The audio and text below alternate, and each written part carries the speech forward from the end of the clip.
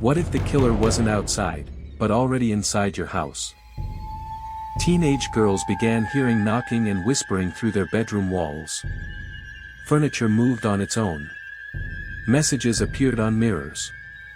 Their family thought they were haunted, until they found Daniel LaPlante, a 17-year-old living inside the crawlspaces of their home. Weeks later, he broke into another house and brutally murdered a mother and her 2 children.